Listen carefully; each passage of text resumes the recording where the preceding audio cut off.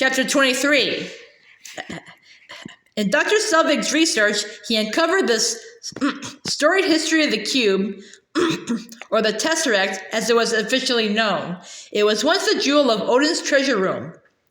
The details of how it came to Earth were unclear, but it surely happened when Asgardians traveled over the Bifrost. Ultimately, the Tesseract came to be guarded by a secret society in Tønsberg, Norway.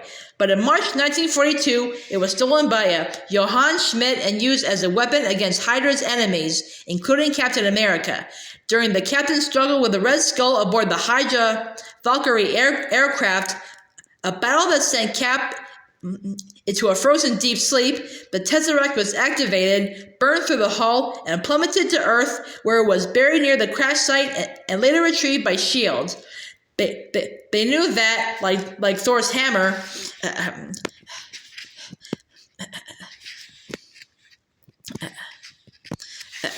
the Tesseract needed to be guarded by their best agents, and so they put Barton on duty overseeing it. Dr. Selvig found the cube amazing.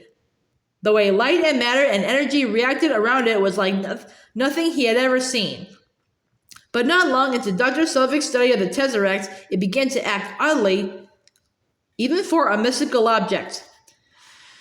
Upon learning from Dr. Selvig that the cube had activated itself, so to speak, Colonel Fury called an emergency meeting with agents Coulson and Maria Hill. Dr. Selvig told the group that the cube was pulling energy from space and emitting low levels of gamma radiation. In describing the way in which energy was flowing from, or rather into the cube, Agent Hill expressed a very real concern that it could be pulling enough dark energy toward it to collapse all matter on Earth and create a black hole. Dr. Selvig, Fury said, I need a report on the Tesseract. She's been misbehaving, Selvig said, never taking his eyes from the cube. Where's Barton? Fury asked. The hawk is in his nest, Selvig replied.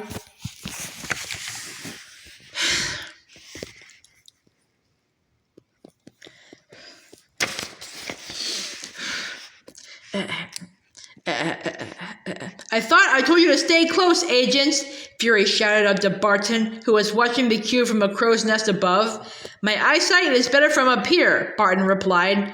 Well, if that's the case, have you seen anything or anyone come or go that might be causing it to act this way? Agent Barton rappelled down to speak to Fury face to face and responded in the negative. As Barton understood it, the Tesseract was a doorway to the other end of space. If there's tampering going on, he said, it's not from our side of the doorway, but the other one. Suddenly, the cube began to spin, slowly at first, and then faster and faster. It began to glow brighter until it seemed to tear a hole in the very air, revealing stars and celestial dust within. Oh my, Dr. Selvig began.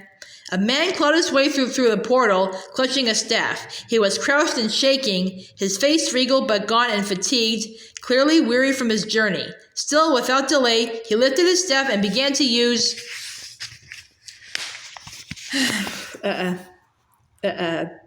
it to blast violent streams of energy at the agents in the room. Fury yelled to protect the Tesseract, and the agents, led by Agent Barton, rushed it to safety. The being who had just entered the room looked up wearily. Mustering as much strength as he could, he touched his staff to Selvig's heart, then turned and did the same to Barton. The men's eyes went completely white, then a lightless black, and finally back to normal, but something had changed in them. They stared vacantly, as if due to an underlying soullessness. As the frantic battle continued within the facility, the portal began to close. It began pulling in all the matter around it.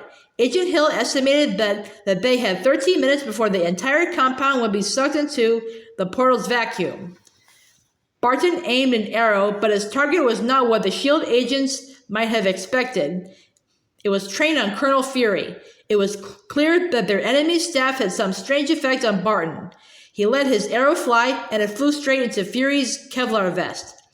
With Barton holding Fury at bay, the infiltrator grabbed the Tesseract and, together with Selvig and Barton, fled the compound and raced into an SUV. Agent Hill radioed any and all S.H.I.E.L.D. agents who might receive her message. One of S.H.I.E.L.D's best agents and a brilliant scientist had just escaped with the Tesseract, accompanied by a powerful being who could only be Loki, son of Odin, brother of Thor. Hill rushed out toward the parking structure. The fugitives were still in sight, so she jumped in her own SUV and gave chase. She sped through the complex's labyrinthine tunnels, skidding against the walls as she followed in hot pursuit. Agent Barton fired shots at Hill from the enemy vehicle, but Hill couldn't help but note that he was less accurate than usual. Even so, one of Barton's arrows exploded near Agent Hill's SUV, causing it to tumble. As Loki's vehicle emerged from the tunnel, a S.H.I.E.L.D. helicopter descended and picked up the chase where Hill had left off. Fury leaned out one of the doors and began to fire upon the escaped vehicle, but the escapees managed to swerve and avoid the barrage. At the same time, Barton, with his hawk-like eyes, returned fire and managed to hit a rotor on the copter, which plunged to Earth. Fury managed to escape the craft seconds before it exploded. Then he looked up as the SUV drove off with the most powerful energy source in the known universe inside.